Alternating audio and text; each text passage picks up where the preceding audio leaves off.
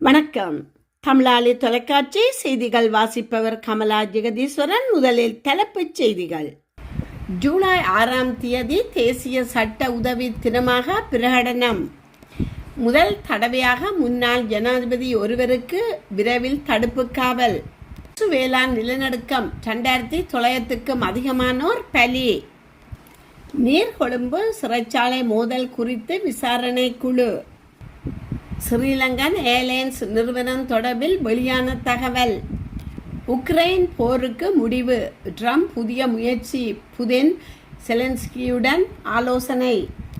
கமேனியின் இறுதிச் சடங்கில் 2வது நாளாக ஆயிரக்கணக்கானோர் பங்கேற்பு. கனடாவில் மீன் பிடித்தவர்களுக்கு விதிக்கப்பட்ட அபராதம். இஸ்ரேலின் தடையால் தவிக்கும் காசா நோயாளிகள். கனடாவில் ஆள் மாறாட்டம் வழக்கு தீர்ப்பு தொடர்பில் எழுந்துள்ள சர்ச்சை. இனி தொடர்கிறது விரிவான செய்திகள். நாளை ஜூலை 6ஆம் தேதியை தேசிய சட்ட உதவி தினமாக நேஷனல் லீகல் எய்ட் டே அதிகாரப்பூர்வமாக அறிவிக்க அமைச்சரவை ஒப்புதல் அளித்துள்ளது. நீதிக்கான அணுகலை விரிவுபடுத்துவதன் முக்கியத்துவத்தையும் சட்ட உரிமைகள் மற்றும் நிவாரணங்கள் குறித்த பொது விழிப்புணர்வை அதிகரிப்பதையும் அங்கீகரிக்கும் வகையில் இந்த ஏற்பாடு மேற்கொள்ளப்பட்டுள்ளது. இந்த முயற்சி நலிவடைந்த மற்றும் விளிம்பு நிலைக்கு குழுக்களுக்கு சேவைகளை வழங்குவதற்காக இலங்கை சட்ட உதவி ஆணைக்குழு நேஷனல் லீகல் எய்ட் கமிஷன் நிறுவப்பட்ட 1978ஆம் ஆண்டின் சட்ட உதவி சட்டம் எண் 27 இருந்து உருவானது. சட்ட உதவி சேவைகளின் முக்கியத்துவத்தை எடுத்துரைப்பதாகவும் சட்ட உரிமைகள் குறித்த பொதுமக்களின் புரிதலை மேம்படுத்துவதையும் சட்ட அமலாக்கம் குறித்த தேசிய உரையாடலை எளிதாக்குவதையும் இந்த அறிவிப்பு நோக்கமாக கொண்டுள்ளது. ஜூலை 6ஆம் தேதியை தேசிய சட்ட உதவி தினமாக அறிவிக்கும் இந்த முன்மொழிவு நீதி மற்றும் தேசிய ஒருமைப்பாடு அமைச்சரால் முன்வைக்கப்பட்டு அமைச்சரவையில் அங்கீகரிக்கப்பட்டது. இதன் மூலம் இனிவரும் காலங்களில் ஜூலை 6ஆம் தேதி நாட்டின் தேசிய உதவி நிதி தினமாக முறைப்படி அனுசரிக்கப்படுவதாக சான்றிதழ் அளிக்கப்பட்டுள்ளது. இலங்கை வரலாற்றில் முதல் தடவையாக முன்னாள் ஜனாதிபதியொருவரை விசாரணைக்காக கைது செய்து தடுப்பு காவல் உத்தரவின் கீழ் தடுத்து வைக்கப்பட்ட நடவடிக்கைகள் மேற்கொள்ளப்பட உள்ளதாக தகவல்கள் வெளியாகி உள்ளன. வரலாற்றில் முதல் முறையாக ஒரு முன்னாள் ஜனாதிபதியொருவர் கைது செய்யப்பட்டு விசாரணைக்காக குற்ற புலனாய்வு துறையின் 4வது மாடியில் தடுப்பு காவல் உத்தரவின் கீழ் 90 நாட்கள் தடுத்து வைக்கப்பட்டு விசாரணைக்கு உள்ளாக்கப்படவுள்ளார். பௌத்த துறவி ஒருவரின் பெயரில் உள்ள சமூக ஊடக கணக்கொன்றில் முதலில் வெளியிடப்பட்ட இந்த பதிவு தற்போது பல்வேறு தரப்பினரிடையே பகிரப்பட்டு வருகிறது. இருப்பினும் இதுவரை எந்த ஒரு முக்கிய ஊடகமும் இந்த செய்தியை வெளியிடவில்லை. மேலும் தொடர்புடைய பதிவில் குறிப்பிட்ட விடயம் தொடர்பில் மேலதிக தகவல்கள் எதுவும் இடம்பெறவில்லை. விசாரிக்கப்படவுள்ள முன்னாள் ஜனாதிபதி யாரோ என்றோ அல்லது அவர் மீது என்ன குற்றச்சாட்டுகள் முன்வைக்கப்படவுள்ளது என்பது தொடர்பிலோ குறித்த பதிவில் தெளிவாக குறிப்பிடப்படவில்லை என்பது குறிப்பிடத்தக்கது. வெனிசுலாவின் கடலோர பகுதியில் உலுக்கிய 7.2 மற்றும் 7.5 மெக்னியூட் அளவிலான இரட்டை நிலநடுக்கங்கள் ஏற்பட்டு 10 நாட்கள் கடந்துள்ள நிலையில் நாட்டின் அதிகாரப்பூர்வ உயிரிழப்பு எண்ணிக்கை 2954 உயர்ந்துள்ளதாக அந்நாட்டு அரசு தெரிவித்துள்ளது. மேலும் 16,000க்கும் மேற்பட்ட மக்கள் வீடுகளை இழந்து தவித்து வரும் நிலையில் காணாமல் போனவர்களின் எண்ணிக்கை அதிகாரப்பூர்வமற்ற கணக்கீடுகளின்படி 41,000 தாண்டியுள்ளது. பேரழிவால் கடுமையாக பாதிக்கப்பட்ட லா குவைரா பகுதியில் 5வது மாடி குடியிருப்பில் வசித்து வந்த ஜாபட்டா என்ற நபர் 2 நாட்கள் மற்றும் 7 மணித்தியால நேரம் இடிபாடுகளுக்குள் சிக்கியிருந்து பின்னர் தன்னார்வலர்களால் மீட்கப்பட்டுள்ளனர்.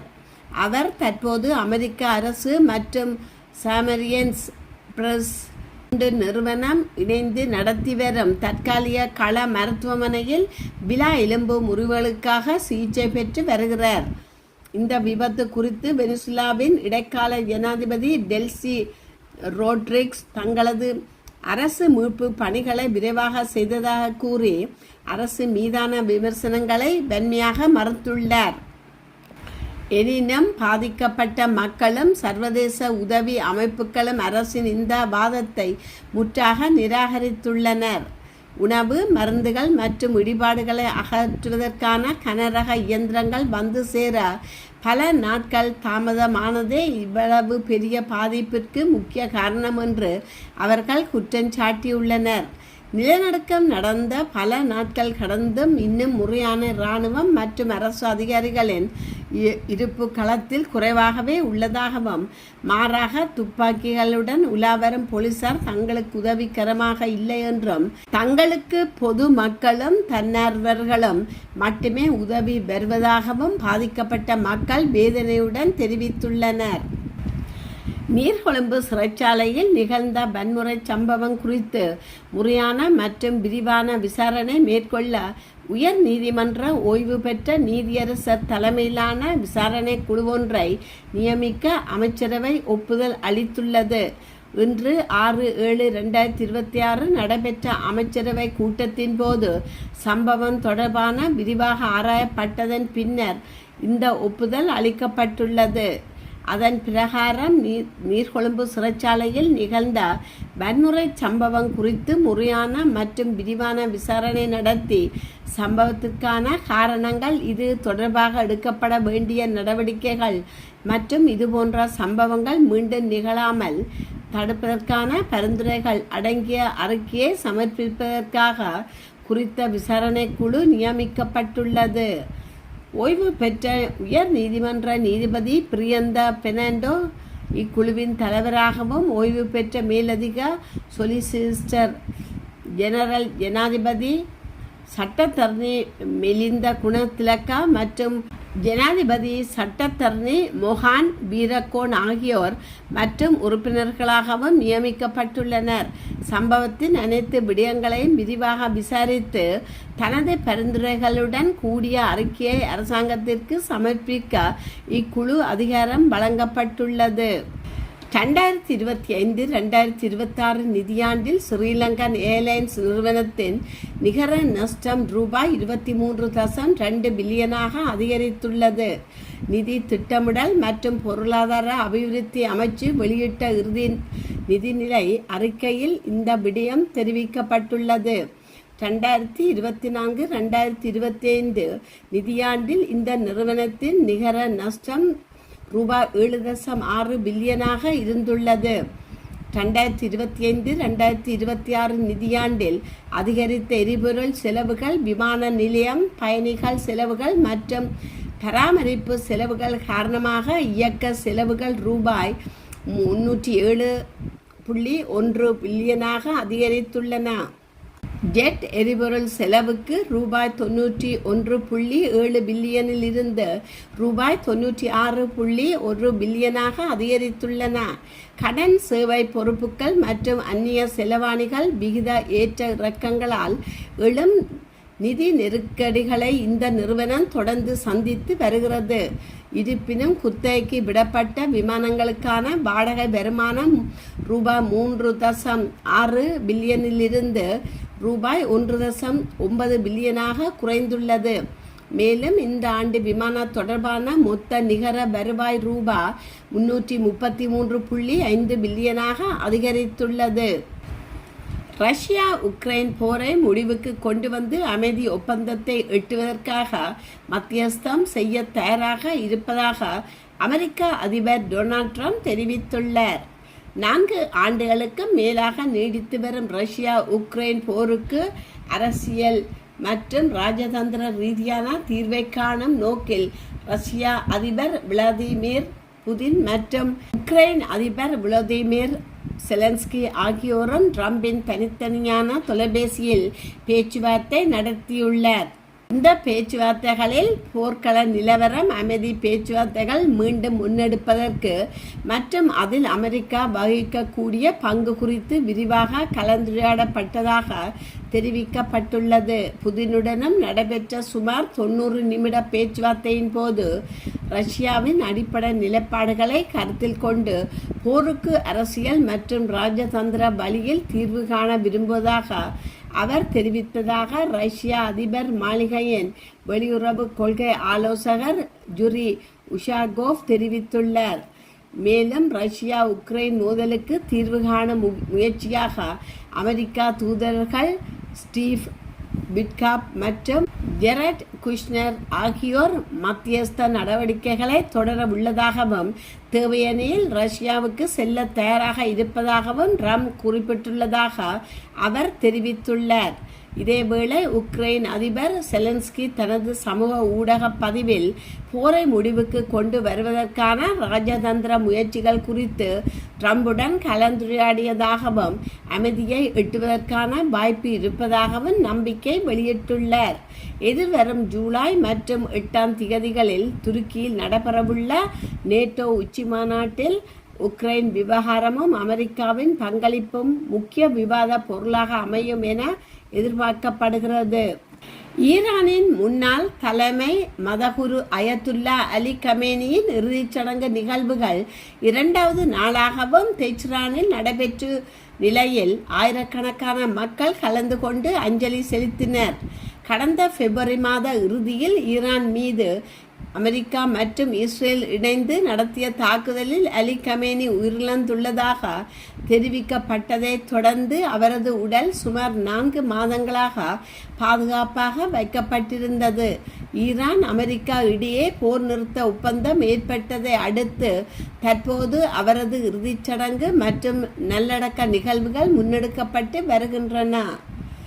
உலகின் பல்வேறு நாடுகளைச் சேர்ந்த முக்கிய பிரமுகர்கள் மற்றும் அரசியல் தலைவர்கள் கலந்து கொண்டு அஞ்சலி செலுத்தி வரும் நிலையில் 2வது நாளான ஞாயிற்றுக்கிழமையும் கருப்பு நிற ஆடை அணிந்து ஆயிரக்கணக்கானோர் இறுதிச் சடங்கில் கலந்து பங்கேற்றனர். அமெரிக்க அதிபர் டொனால்ட் ட்ரம்ப் மற்றும் இஸ்ரேல் பிரதமர் பெஞ்சமின் நெதன்யாவுக்கு எதிரான வாசகங்கள் அடங்கிய பதாதைகளை ஏந்தியவர்களும் நிகழ்வில் காணப்பட்டதாக தெரிவிக்கப்பட்டுள்ளது. இறுதிச் சடங்கு நிகழ்வில் உரையாற்றிய மத தலைவரும் கவிஞருமான முகமது ரசௌலி அமெரிக்கா மற்றும் இஸ்ரேலுக்கு எதிராக கடுமையான கருத்துக்களை வெளியிட்டுள்ளதாக தெரிவிக்கப்பட்டுள்ளது. இந்நிகழ்வில் கமேனியின் மகன்கள் மசூத் மெய்சம் முஸ்தபா, ஈரான் அதிபர் மசூத் பெசஸ்கியான், நாடாளுமன்ற தலைவர் முகமது பாகர் கலிபாப் மற்றும் புரட்சி படையின் பிரிவு தளபதி அகமது பகாஹதி உள்ளிட்டோர் கலந்து கொண்டனர். எனினும் கமேனியின் மற்றொரு மகனும் புதிய தலைவருமான மதகுருவான அயதுல்லு மோஜ்தபா கமேனி இறுதிச் சடங்கில் பங்கேற்கவில்லை. இஸ்ரேல் தாக்குதலில் காயமடைந்த அவர் இரகசிய இடமொன்றில் தங்கியிருப்பதாக தகவல்கள் தெரிவிக்கின்றன. இதற்கிடையில் கமேனியின் இறுதிச் சடங்கு நடைபெற்று வருவதால் அமெரிக்காவுக்கும் ஈரானுக்கும் இடையேயான பேச்சுவார்த்தைகள் தற்காலிகமாக இடைநிறுத்தப்பட்டுள்ளதாகவும் இறுதிச் சடங்கு நிறைவடைந்த பின்னர் அவை மீண்டும் ஆரம்பிக்கப்பட உள்ளதாகவும் தெரிவிக்கப்பட்டுள்ளது. கனடாவில் தெற்கு ஒன்டாரியோவைச் சேர்ந்த 4 பேருக்கு டெமிஸ்காமிங் ரோஸ் அருகிலுள்ள ஏரியொன்றில் சட்டவிரோதமாக மீன்பிடித்த பல குற்றங்களுக்காக மொத்தமாக $4,250 அபராதம் விதிக்கப்பட்டுள்ளது. ஒன்டாரியோ மீன்பிடி விதிமுறைகள், பொது காணிகள் சட்டம் மற்றும் மோட்டார் பொருத்தப்பட்ட பனி வாகனங்கள் சட்டம் ஆகியவற்றின் கீழ் இயற்கை வளங்கள் அமைச்சினால் மேற்கொள்ளப்பட்ட விசாரணையை தொடர்ந்தே இந்த அபராதம் விதிக்கப்பட்டுள்ளது. கடந்த 2024ஆம் ஆண்டு மார்ச் மாதம் 2ஆம் தேதி பாதுகாப்பு அதிரடி லேடி எவ்லின் ஏரியில் சினோ மொபைல் வாகனத்தில் ரோந்து பணியில் ஈடுபட்டிருந்த போது மீன்பிடித்து கொண்டிருந்த 4 ஆடவர்களை இடமறைத்து சோதனையிட்டனர் என ஜூலை 3ஆம் தேதி வெளியிடப்பட்ட நீதிமன்ற அறிக்கையில் தெரிவித்துள்ளது. இந்த சோதனையின் போது அதிகாரிகளால் 8 ரவுட் மீன்கள் கைப்பற்றப்பட்டன. அவற்றில் 4 மீன்கள் அனுமதிக்கப்பட்ட அளவை விட பெரிதாக இருந்தன. குறித்த குழுவிலிருந்து ஒருவரிடம் மீன் அனுமதி பத்திரம் இருக்கவில்லை என்பதோடு அவர் 2 மீன்களை பிடித்து வைத்திருந்தமையும் கண்டுபிடிக்கப்பட்டுள்ளது. இதனைத் தொடர்ந்து பனி வாகனங்களின் தடங்களை பின்பற்றி சென்ற அதிகாரிகள் மற்றொரு ஏரியின் பனி படலத்தில் குப்பைகள் வீசப்பட்டிருந்ததை கண்டுபிடித்தனர். அதிகாரிகளால் கைப்பற்றப்பட்ட மீன்களில் ஒன்றின் வால் துடுப்பின் ஒரு பகுதி காணவில்லை என தெரிவித்துள்ளது. காசா நகரில் உள்ள அல் ஷிஃபா மருந்து வளாகத்திற்கு முன்பாக ஏராளமான பாலஸ்தீன நோயாளிகள் ஒன்று திரண்டு தங்களுக்கு வெளிநாடுகளுக்கு சென்று சிகிச்சை பெற அனுமதி கோரி உண்ணாவிரத போராட்டத்தில் ஈடுபட்டனர். இந்த ஆர்ப்பாட்டத்தின் போது ஒரு பெண், எனது மகள்களின் நலனுக்காக நான் சிகிச்சை பெற செல்ல அனுமதிக்க வேண்டும், நான் பொழுதுபோக்கிற்காக வெளியே செல்லவில்லை, என் கழுத்தில் புதிய கட்டிகள் தோன்றியுள்ளதால் நான் பயந்து போயுள்ளேன், எனக்கு அவசரமாக சிகிச்சை தேவை என்று கண்ணீருடன் கோரிக்கை விடுத்துள்ளார். மற்றொரு பெண்ணோ, நாங்கள் பாலஸ்தீனியர்கள் என்ற ஒரே காரணத்துக்காகவே புற்றுநோயால் இறந்து கொண்டிருக்கின்றோம், இதில் எங்கள் தவறு என்ன என்று ஆவேசமாக கேள்வி எழுப்பியுள்ளார். கடந்த அக்டோபர் 2025 காசாவில் தற்காலிகமாக ஏற்படுத்தப்பட்ட போர் நிறுத்தத்தை தொடர்ந்து சில எல்லை கடப்புகள் சுருக்கமாக திறக்கப்பட்டன. ஆனால் ஈரான் மீதான அமெரிக்கா இஸ்ரேல் போர் தொடங்கியதைத் தொடர்ந்து கடந்த பிப்ரவரி 28 அன்று இஸ்ரேல் காசாவின் எல்லை கடப்புகளை முற்றிலுமாக மூடியுள்ளது. எல்லை திறக்கப்பட்ட மிக குறுகிய காலத்தில் ஒரு சில நோயாளிகள் மட்டுமே வெளிநாடுகளுக்கு செல்ல முடிந்த நிலையில் தற்போது ஆயிரக்கணக்கான நோயாளிகள் சிகிச்சைக்காக காத்திருப்பு பட்டியலில் தவித்து வருகின்றனர். அக்டோபர் மாதம் 2023 முதல் பாலஸ்தீனியர்களுக்கு எதிராக இஸ்ரேல் நடத்தி வரும் இனப்படுகொலை போரின் காரணமாக எகிப்துடன் இணையும் காசாவின் முக்கிய நுழைவாயிலான ராஃபா எல்லை கடப்பும் நீண்ட காலமாக மூடப்பட்டுள்ளமை குறிப்பிடத்தக்கது. கனடாவின் ஒட்டோவா நகரைச் சேர்ந்த நபரொருவர் மற்றொருவரின் அடையாளத்தை திருடி சுமார் $5,00,000 மதிப்புள்ள ஆடம்பர ட்ரக்குகள் மற்றும் SUV கார்களை வாங்கி வழக்கில் சிறையிலிருந்து விடுவிக்கப்பட்டுள்ளார். ஒன்டாரியோவின் பாரி நீதிமன்றத்தில் நடைபெற்ற இந்த வழக்கின் தீர்ப்பு பெரும் விவாதத்தை ஏற்படுத்தியுள்ளது. பாஸ்குவாலே பொன்சோ என்ற இந்த நபர் ஹாமில்டன் பகுதியைச் சேர்ந்த ஒரு பள்ளி துணை முதல்வரின் அடையாளத்தை பயன்படுத்தி இந்த பிரமாண்ட மோசடியை செய்துள்ளார். கடந்த ஆண்டு பிப்ரவரி மாதம் அலிஸ்டன் நகரிலுள்ள ஏர்னி டீன் செவ்ரோலட் வாகன விற்பனையகத்தில் போன் மூலம் காப்பீடு செய்து ஓட்டுநர் உரிமை ஆவணங்களை வழங்கி ஒரு விலை உயர்ந்த ட்ரக்கை வாங்க பொன்சோ முயன்றார். சந்தேகமடைந்த ஊழியர்கள் ஆவணங்களில் இருந்த உண்மைகளை நபரை தொடர்பு கொண்டு கேட்டபோது தனக்கு இதில் எந்த தொடர்பும் இல்லை என்று அவர் அதிர்ச்சியடைந்தார். இதையடுத்து 3 நாட்களுக்கு பிறகு வாகனத்தை வாங்க வந்த பொன்சோவை காவல்துறையினர் கைது செய்தனர். விசாரணையில் இதற்கு முன்பு இருமுறை பொன்சோ இதே பாணியில் வெற்றி பெற்றது தெரியவந்தது. வாட்ஃபோர்ட் பகுதியில் இருந்து $1,71,000 மதிப்புள்ள ஃபோர்ட் F-150 ரேப்டர் ட்ரக்கை திருடினார். இது பின்னர் மொன்ட்ரியால் துறைமுகத்தில் வெளிநாட்டுக்கு கடத்துவதற்காக வைக்கப்பட்டிருந்த கப்பல் கொண்டெய்னருக்குள் கண்டறியப்பட்டுள்ளது. நயாகரா ஃபால்ஸ் பகுதியில் இருந்து திருடப்பட்ட $1,80,000 மதிப்புள்ள காடிலாக் எஸ்கலாட் கார் இதுவரை கண்டறியப்படவில்லை. இந்த வழக்கில் அரசு தரப்பும் பிரதிவாதி தரப்பும் இணைந்து சமர்ப்பிக்கப்பட்டு கூட்டு மனுவின்படி பொன்சோ ஏற்கனவே சிறையில் கழித்த 6 மாத காலமே தண்டனையாக கருதப்பட்டு அவர் விடுவிக்கப்பட்டார். மேலும் அவருக்கு ஒட்டோவா செல்வதற்கான ஒரு வழி பேருந்து டிக்கெட்டும் வழங்கப்பட்டது. இவ்வளவு பெரிய கார் கடத்தல் மற்றும் மோசடி கும்பல் பின்னணி உள்ள ஒரு வழக்கில் பொன்சோவிற்கு மிக குறைந்த தண்டனை வழங்கப்பட்டு விடுவிக்கப்பட்டதை கண்டு நீதிபதி ரேமன் வில்லியம் கடும் அதிருப்தி அடைந்தார். இந்த குற்றத்திற்கு 6 மாதங்களை விட மிக அதிகமான தண்டனை வழங்கப்பட்டிருக்க வேண்டும்.